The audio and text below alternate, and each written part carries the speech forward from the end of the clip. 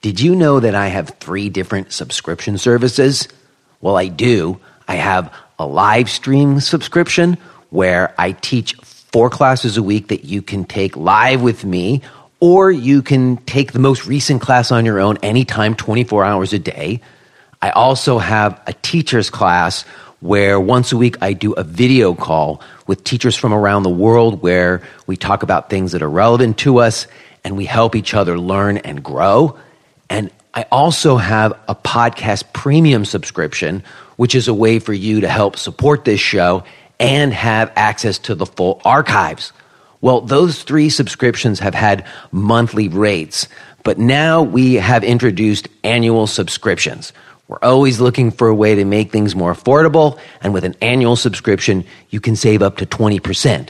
Not to mention, it's a little bit more of a commitment. It's a gesture that you would make to show that you're on board. So check it out. Annual subscriptions for live stream classes, teacher's class, and podcast premium. You can find them at jbrownyoga.com.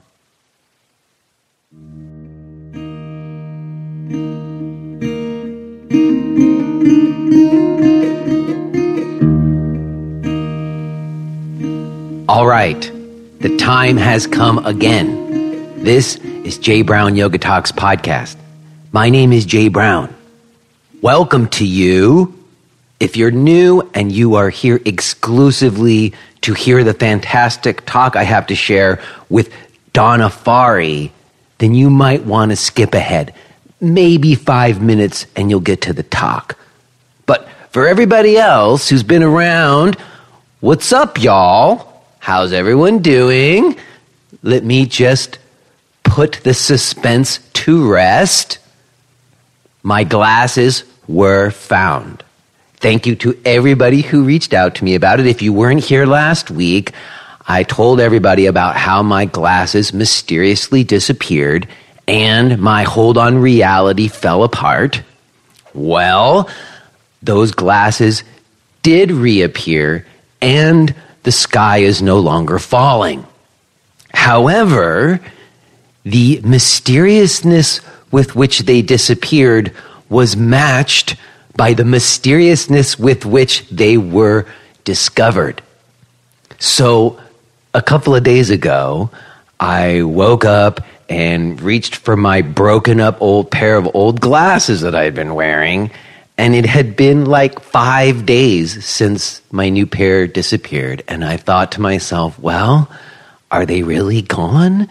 And if so, what am I doing about that? Am I buying a new pair of glasses? What am I doing? So just to at least comfort myself, I went on eBay and I found a pair of the same exact frames for a ridiculously good price. Way cheaper than the last time I bought them. And I was sitting there with my finger on the buy button, and I thought to myself, you know, if I buy these frames right now, chances are the glasses are going to show up. I'm going to find them. And I'm not going to need these frames. I'm going to have to deal with doing the return.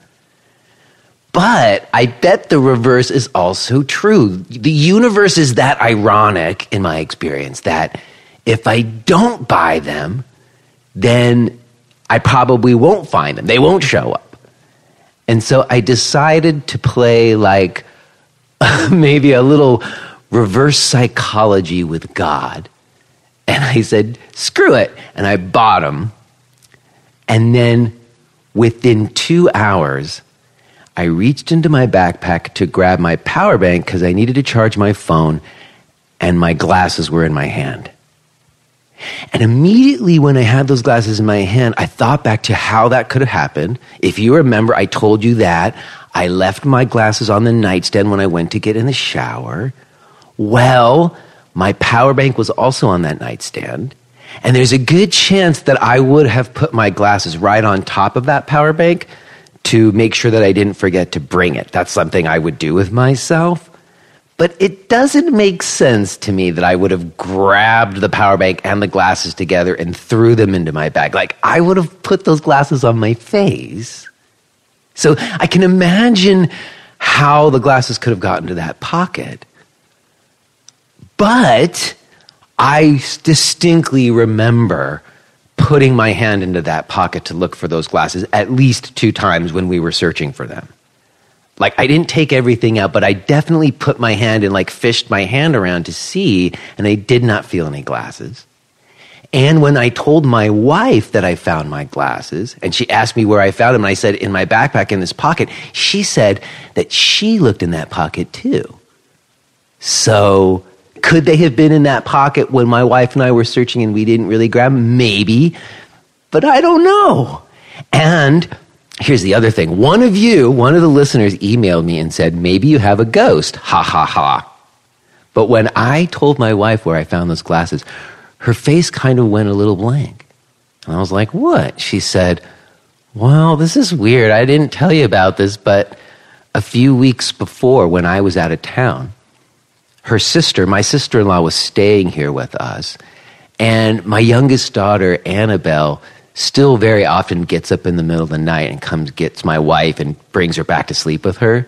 Well, apparently while I was out of town, in the middle of the night, my daughter woke up and came into my wife's room. And when my wife woke up and looked, she saw what to her was distinctly a person, a woman, standing with my daughter, like holding her hand, bringing her into the room.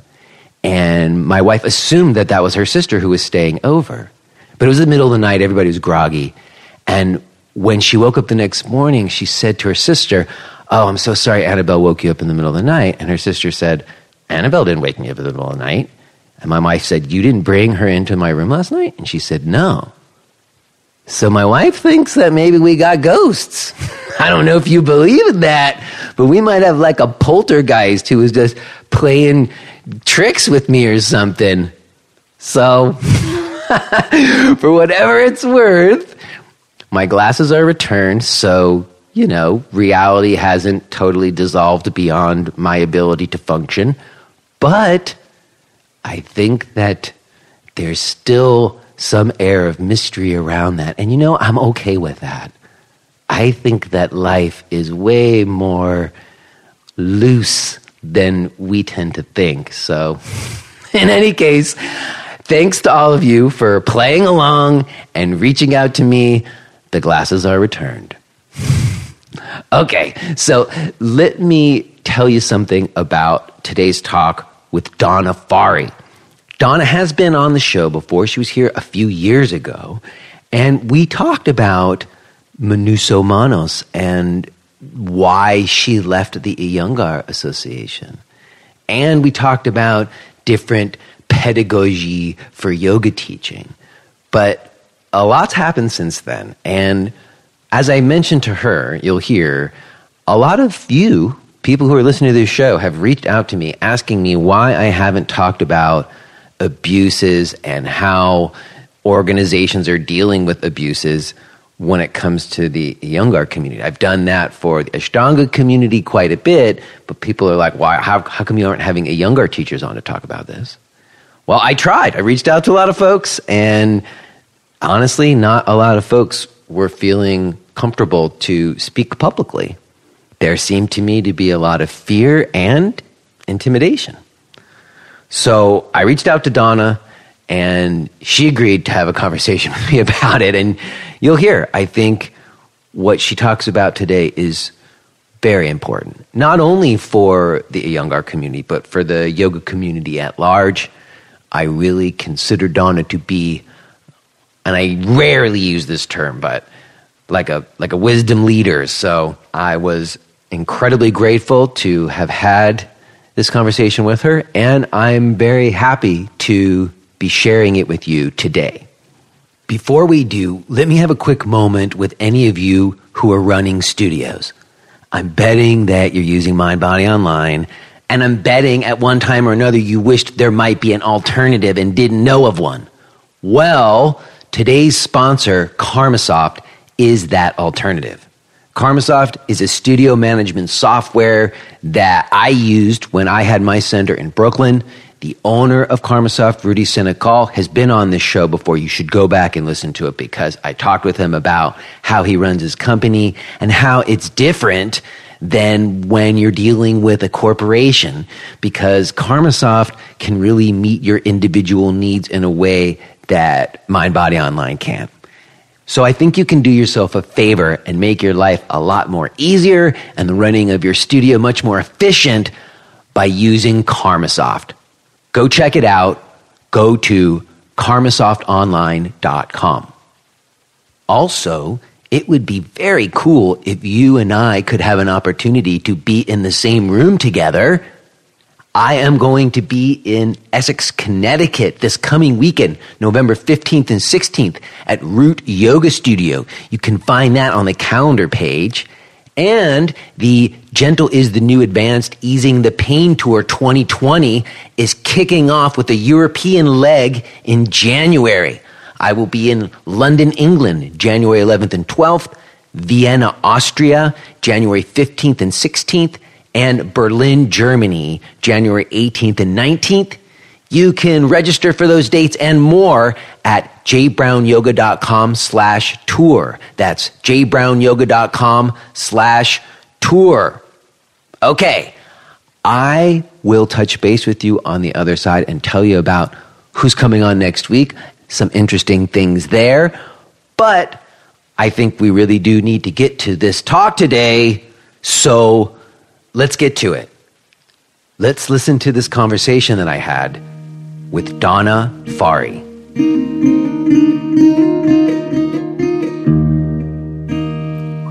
Hello? Hi, Jay. Hey. Hold on. Let me give you some. I wasn't sure whether you wanted to use the video. Sometimes with the rural broadband, it can decrease the quality. Yes, I would say we should turn it off. Okay.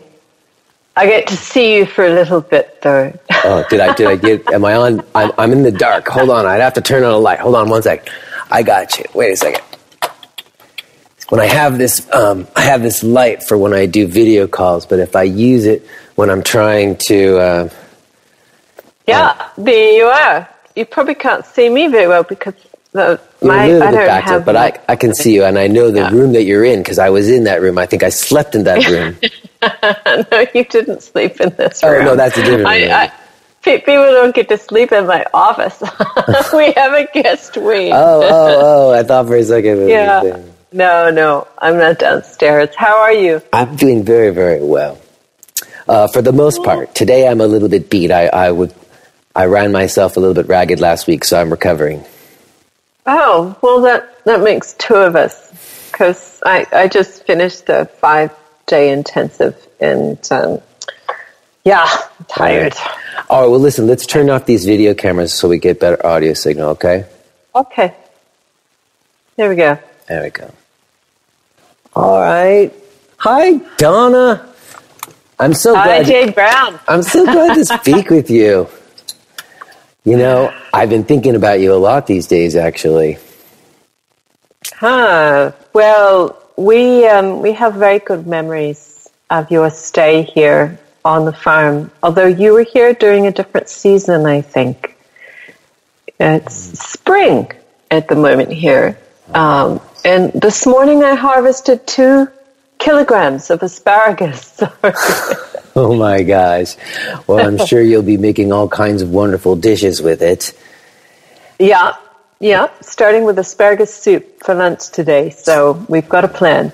Oh my gosh. Well, it just turned a bit cold here in Pennsylvania. I got a bit of cold in my bones. So I'm fantasizing about being on the farm with you. That's lovely. Well, we put you to work, you know. I know. That's the deal. Anybody who goes there knows that's the deal. You get to have nice stays and food, but you got to do stuff. Yeah. Seems only fair. Yeah, more than 3 days here, I'm going to give you a job. It might just be a small job every day, but it will be some kind of job. Well, you know, the other reason I've been thinking about you, other than fantasizing about your farm and being away from it all, is that, you know, we had a conversation on the show. It's over 2 years ago. It was March 2017. Mm-hmm. And we talked about a few things then. We talked about your history in the Iyengar community, and we talked about pedagogy. And since then, a lot's happened. And, namely, I would say you and Judith both came on and talked about why you guys left the Iyengar community. And, if I remember back, I don't think Judith used names. I think she might have not used Manos's name. But you both mentioned that. And then since then, I've had lots of conversations about the Ashtanga community, as you know. And, and there's so much has happened there in the last 2 years. And a lot of folks of late have been asking me, both in email and in person when they come to my in-person gigs, they say, you've been facilitating all these conversations in the Ashtanga community, but why not in the Iyengar community? And I say, well, I have had some conversation. I had Carrie O'Worko on. We had a conversation too. But even since I spoke to Carrie, they decertified Manos and everything. And just a lot of people don't know. So I'll be at my I'll say something. I'll make a comment like, what's going on in the Iyengar community? And someone will say, well, what's going on there? Like, people seem very unaware, and I'm surprised by that. Well, it's curious that people, first of all, have a perception that I'm navigating a conversation about the Ashtanga community in as much as I've never really been a part of that community or have a lot of knowledge about it. But I've certainly made a place on both my business page and my closed page, Donna Farhi Yoga Room, to make people aware of different information around the issue. So posts by Karen Rain, posts by Matthew Remsky, and the commentary that follows around that. As for, I'm also surprised that people feel that I haven't been so involved with the Iyengar community. I have been very involved in commenting and writing blogs about some of the more recent events in the Iyengar community.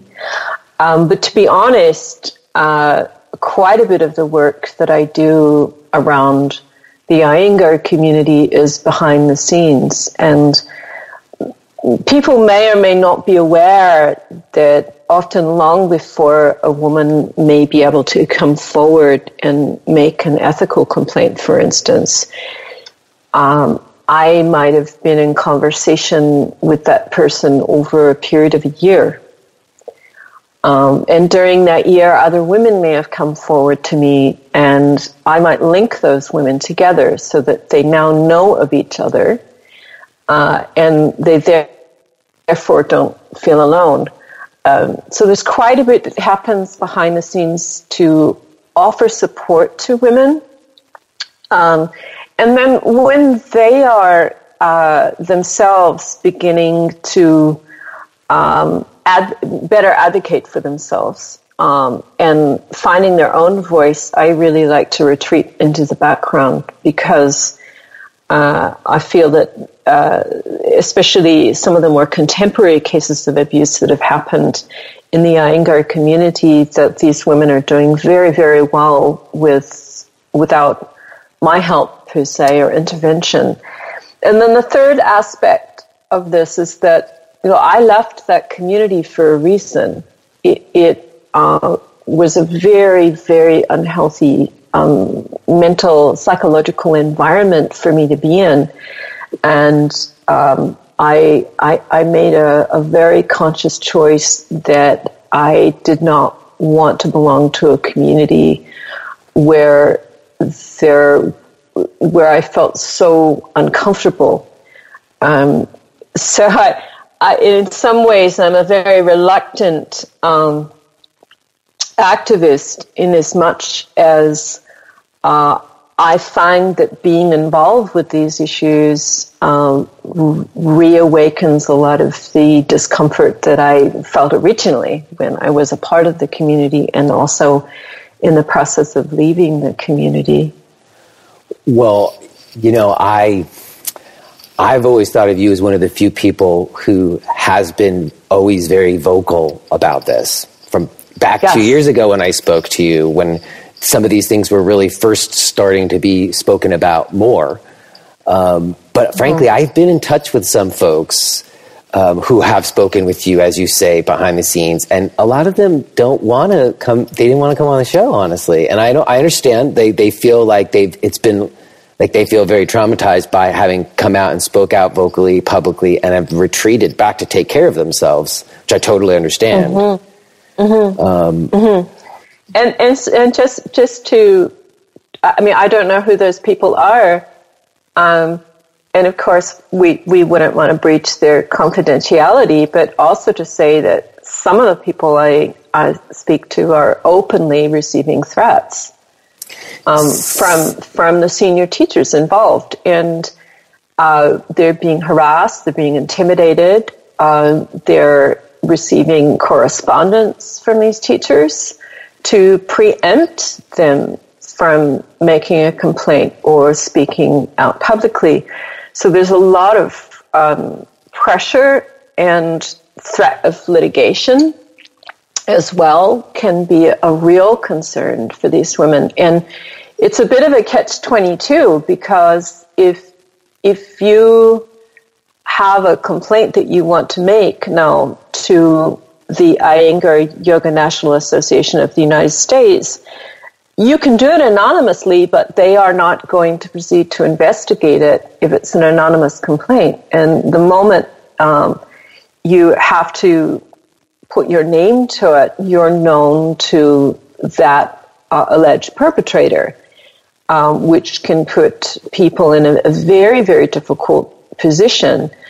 And the catch-22 of this is, until you become known, other women who may have had, or other men too, who may have had similar, they may have had similar experiences and may be emboldened by the fact that you have stepped forward. Those other people aren't going to step forward until one person is willing to step forward. And this was certainly the case with Ann Chapsell West, in that it was not until she stepped forward and said, my name is, and Manuso Manos did this to me, that many, many other people began to come forward because they felt the courage to do so.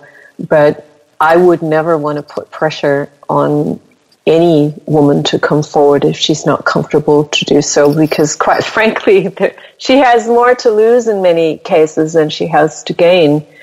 And it's very likely that her ethical complaint will not be investigated. Well, I'm sensitive to that. I've learned kind of the hard way over the years doing this show about that. And I really do respect that. I don't want anybody to come on unless they really feel that they want to. But I will say that my feeling is that it almost seems like the Iyengar community or association, I don't know how to point to it accurately, they seem to be more intimidating than, like, people were more willing to speak out in the Ashtanga community after Karen came out. It seems like, and maybe that's because there was always a lot of more like Ashtanga inspired people who weren't officially authorized, as opposed to Iyengar, where there has always been a much more tightly controlled thing over the certification process. Yeah, I think what has surprised me, or maybe it hasn't surprised me, which is almost worse, is apart from Carrie, a worker, if I'm saying her name correctly, who came out with a very conservative statement, and I congratulate her for making the statement that she did, but it was very it was diplomatic on some fronts. Very, very diplomatic.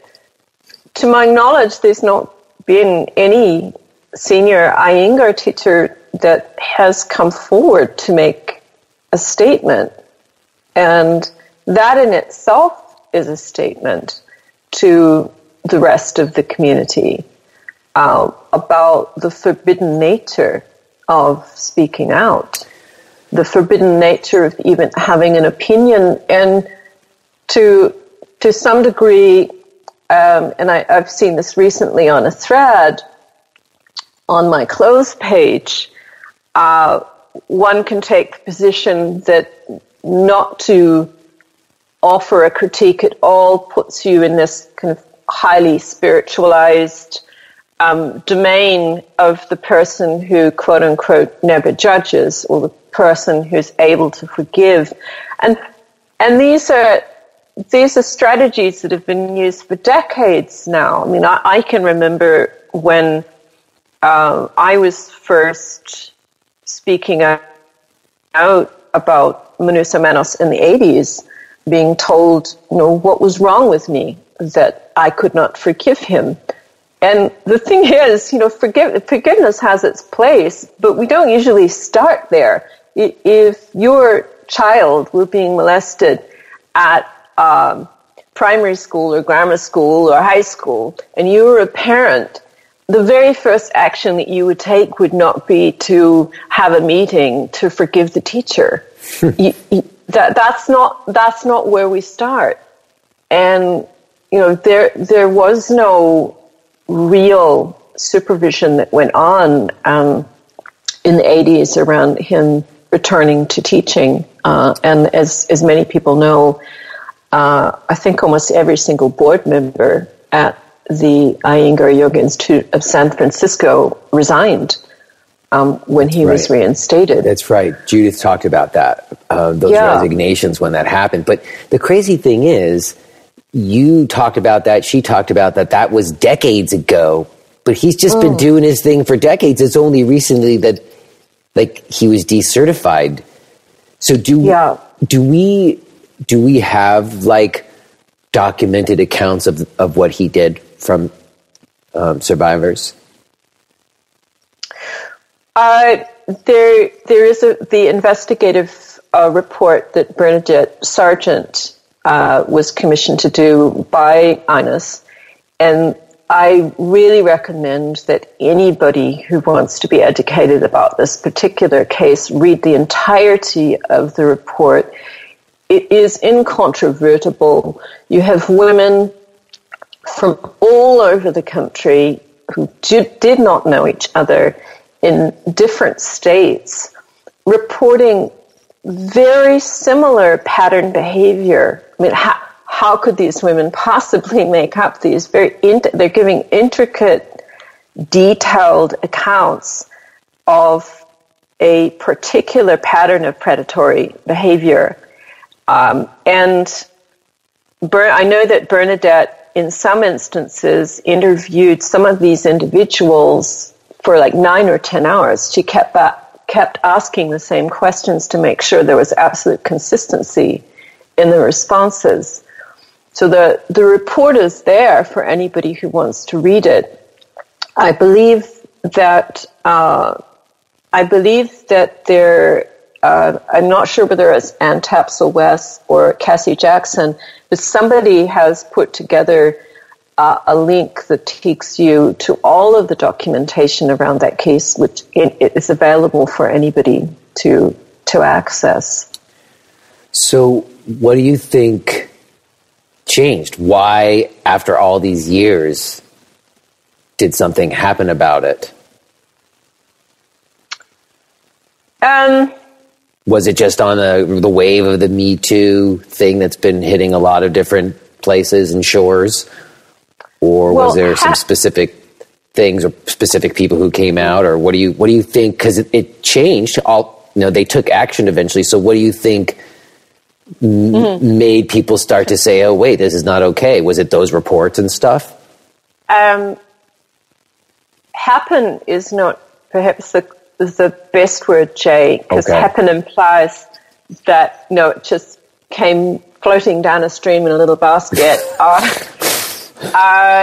It occurred primarily because Ann Tapsell-West refused to back down. She made a formal complaint. It was pretty much summarily dismissed. at that time, one of the members on the ethics committee was a longtime student of Manuso Menos. She should have recused herself from being on that ethics committee. That was one of many of her reasons for going back to INES and asking them. She appealed that decision. She kept pushing. The other thing that happened is that with the support of Miranda Leitzinger from KQED, the story went public. The fact that the story went public put enormous pressure on INES to act, and when they did decide to go ahead with an investigative report, they were discouraged by the powers that be, Prashant, and I'm not sure, I believe Gita had passed away by then, but Abhyata Iyengar and Prashant Iyengar very clearly stated that they did not want this investigative report to continue. And to INES's credit, they held their ground and said, we can't be seen to be giving favor to a senior teacher. There are enough complaints here that we feel that we have to go forward with this investigation. And I think the result of the investigation was so compelling that the Iyengars in India were forced to act. Well, unfortunately, after he was decertified, Abhyata Iyengar then gave him a quote-unquote grace period. Well, you never give somebody who sexually abuses people a grace period to continue teaching, and he continued to teach around the world. Even keynoting at a conference, for heaven's sakes. It's only been in the last month that Abhyata and Prashant Iyengar woke up from their slumber and sent a letter to all of the associations around the world explaining exactly what that decertification meant. Up until then, that work of calling these centers, sending copies of the report, making the hosts of these conferences aware of why he had been decertified, that was left up to the victims.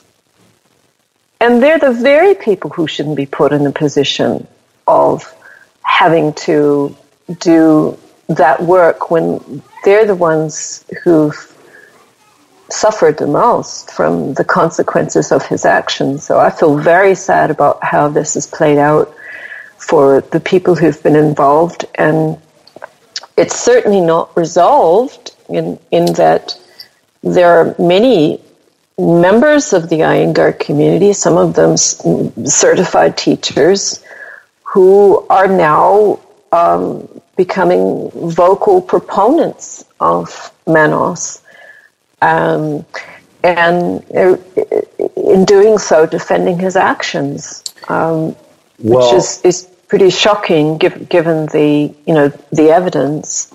Well, that is definitely shocking. I mean, I saw a video that I'm not sure how to pronounce her name right. You said, or the person in charge now, the Iyengar in charge. How do you say her name? Abhyata Iyengar. Yes. I saw a video that she did, which seemed to me to be very problematic.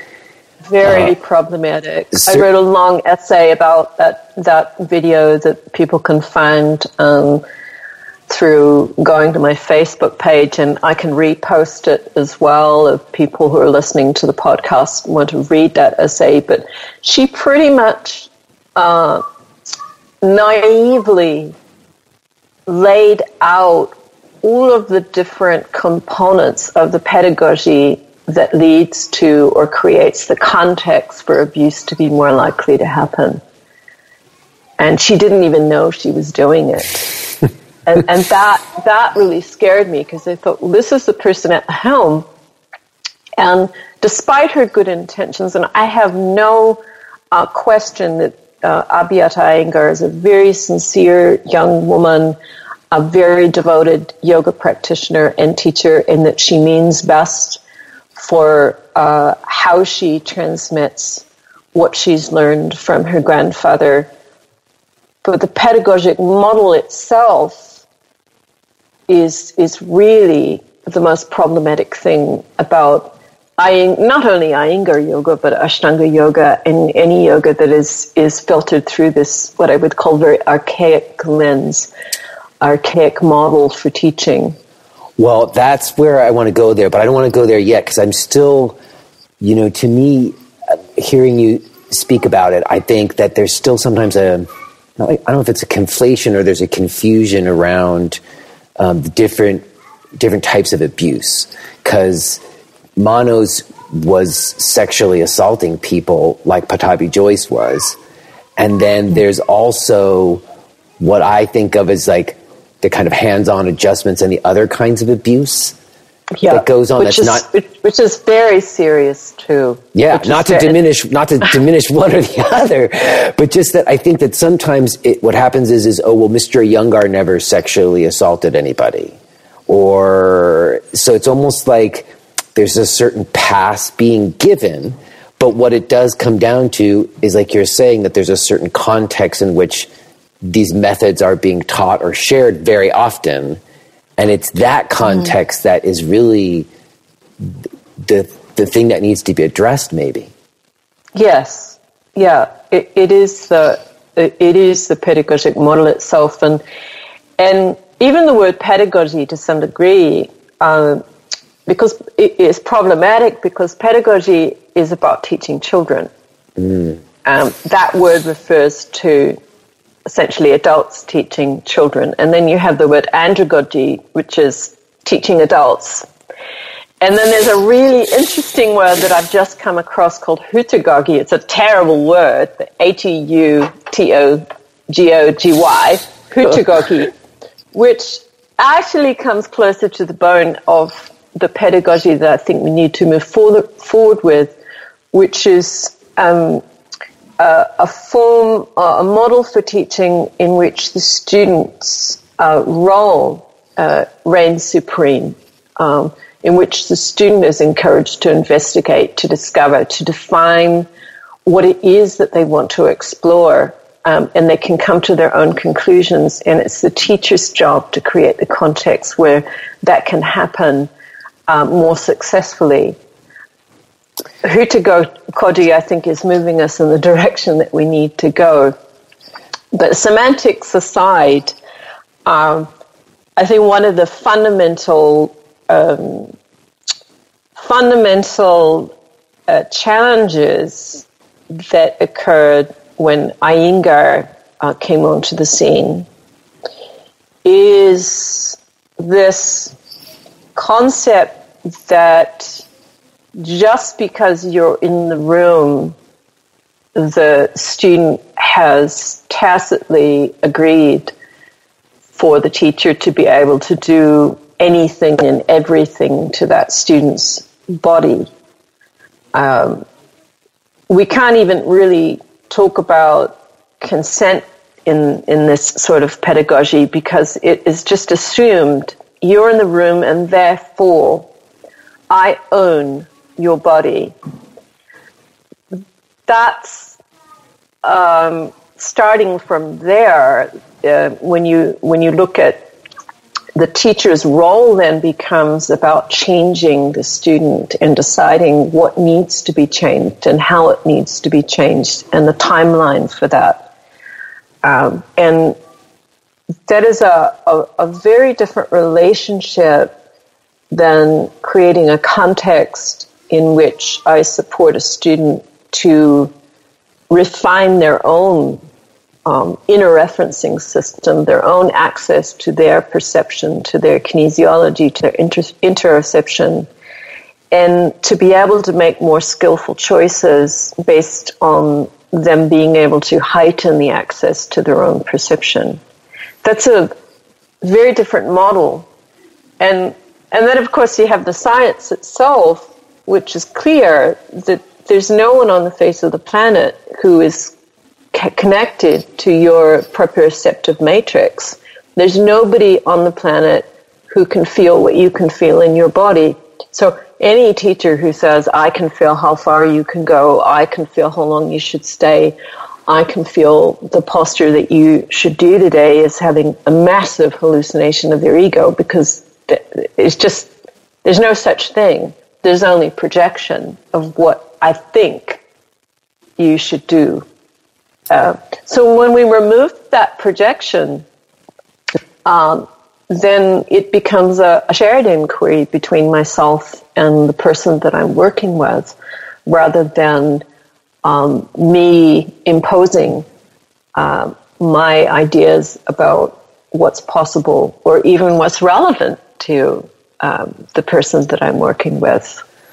Well, I think, there's so much there that I think that there's like kind of levels or gradations of what you're talking about as well. And I do think what you're saying in terms of this kind of implicit idea that the teacher can know based on observing or assessing you, based on their knowledge or years. Like even just recently, I recorded an episode after I went and did a Mysore-style Ashtanga practice for the first time in 20 years.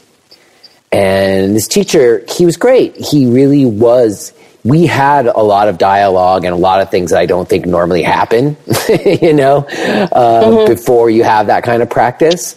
But even with that, even with us having a lot of dialogue, and even with me knowing how to take care of myself and asserting that, and him being respectful of that, there was still kind of a question in my mind when I'm looking around the room at a lot of other people practicing for a moment here or there. And I did ask him about this, where, if you didn't already know how to set your own boundaries and assert them when you walked into that room, no one was teaching you how to do that. Or like you say, the context wasn't even really about that so much. And the response is that the teacher would be observing and would know. That a good teacher can tell. And what you're sort of saying is bullshit. You're saying, bullshit. I have to admit, I was very reluctant to use consent cards. I'd been hearing about consent cards for a while, and I arrogantly thought, I don't need to use consent cards. I'm a very sensitive teacher. I don't touch people without asking permission anyway. I trust my hands, et cetera, et cetera. And then I thought about it some more, and I thought, this is not about me. And I work with large groups of people, many of whom I've never met before. And I know that when people get into groups, often they feel that they don't have the agency to say no. And the beautiful thing about working with the consent cards, because I've been working with them now for a year, is that when someone turns that card over and says no thanks within a few minutes of walking in the room, I'm already considering that I perhaps need to be more thoughtful and more observant of this student. The other thing that I try to do with anybody who turns the card over is to make sure that I positively affirm that action. So I will try and say to the student, that's great that you've turned the card over. I think that's an excellent healthy boundary practice, because you don't know me, you don't know my teaching assistants, and it would be good if you waited until you felt completely safe. And of course, there's no pressure for you to ever turn the card over. But what I have found with those people who, for whatever reason, felt that they had to be more protective of their self-sovereignty, is that usually within 2 or 3 days, they've all turned the cards over because the environment feels safe to them. And they trust that nothing's going to happen quickly, nothing's going to happen forcefully. And even with their card turned over, someone will say, is it okay for me to touch you? And this is what I had in mind. So I'm now using consent cards, not because I don't trust myself, but because I feel that that individuals have a hard time saying yes to their no, I think it's a really healthy boundary practice. I mean, I wouldn't I wouldn't want to be touched by a teacher I didn't know. Well, Not until I had a good look at how they were touching other people. Fair enough. Well, I have a set in my bag, and I've used them a few times. But on the occasions that I had used them, I really did have to explain them. Like, it took a little bit of explaining to the people who were coming. They weren't used to it either. When I did, most people seemed kind of grateful. There did seem to be a little bit of like an age divide in that, I have to admit. Like the younger people seemed to think it was very cool, but older people were like, what is this? But it did seem to me that I like it in theory because it communicates something about boundaries, like you're saying, like boundary setting practice. But what I'm getting at, and it's something that was very interesting for me, because when I traveled to New Zealand and I met you, I had the good fortune of having like a lot of your students come to my workshops while I was there. And it was very interesting to me because your students all really loved like the talking that I did, but they were not at least so into the practice that I do. And it was because I still tell people what to do. Now, I also tell people they don't have to do what I'm telling them to do and that they can make changes. You know what I mean? I'm certainly more on the spectrum towards the pedagogy that you articulated earlier. And that's certainly what I'm interested in and pointing towards. But I do still like lead practices, Yeah, and you, I still lead practices, Jay. I think what happens, because I've just done an intensive here in Christchurch called the Yoga of Sensory Awareness, and what happens gradually over that 5 days is I keep opening up the structure, and I'll offer what I call progressive stages of entry. So in any given practice, I might say, this is one dimension of it, and here's another dimension, and here's another level that you could work with. And I don't have any ideal hierarchy in my mind about which one you should choose, meaning the quote-unquote more advanced variation is not better. The very best thing you could choose is the one that works for you without causing strain. And then within that, I will say, feel free to depart from my structure. So I definitely offer structure, but I'll invite people at any given moment in the class, if you're feeling tired, if you need to rest, if you need to do an alternative practice. And for many people, that's quite revolutionary. But is it... maybe I'm wrong, forgive me. You know that they could just lie down and do a restorative posture mid-class because they've got a bad headache. But see, that's what I'm saying. Like, it seems like the structures that you're using, and maybe I'm wrong. I haven't been in your class enough to know. But it seems to me like they're more almost improvisational. Like, are you saying inhale, arms out and up, exhale, forward, bend? Like, you're not conducting practices, are you? Or maybe you do. Sometimes. Okay. I went into the Yoga of Sensory Awareness with 27 pages of class plans. So I think through the structure of every single session for hours, and for years even. I go back to the drawing board. I look at people's evaluations of every intensive. I go back and look at what worked and what didn't work. So it's highly structured on one level. And then within that structure, I'm simply inviting people to always know that they can choose a variation. They can ask for an alternative. They can decide duration of stay. I think that's very important, that people know that my enough might be your too much. There's never ever going to be an agreement between 50 people about how long is enough, and especially how deep do we go. And for everybody, that is going to be measured moment to moment. So I'm simply inviting people to take the structure that I'm offering and use it to serve them. But there is a structure for sure. Right. But if there's not, if we're not setting, like I will always say, I'm gonna set a tempo, and you can stick with it or not. but I'm setting a tempo. Like if we're letting the duration of stay be determined by each person, how would you have a group practice? Or is everybody kind of doing a self-practice in the same room together? No. We are working together. Sometimes what happens is people will depart from the structure for 30 minutes and then they'll come back to it. But there's definitely a cohesive focus in the room. Right, I don't mean to say that there's not that. Like, you always have a very, like, I know you, there's always a clear focus for what's going on. I don't think it's like a Schiffman Freedom style where you're just putting music on and everybody's doing like free movement. I mean that, and again, I don't know how structured the practices are that you would be leading a group through, or is it like, here's some ideas, here's this thing that you can consider about your pelvis, why don't we go ahead and explore that? Or are you really leading them through specific forms?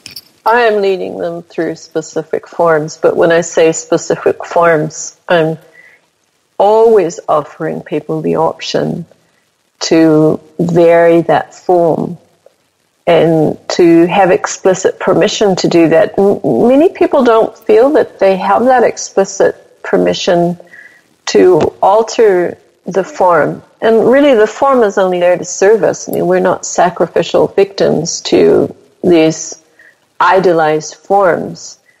And that is perhaps, too, if we come back to the subject of pedagogy, where I think many teachers go awry. Recently, I had a chat with a close colleague who had both her hips replaced a few years ago. She's a very experienced yoga practitioner, very experienced teacher herself.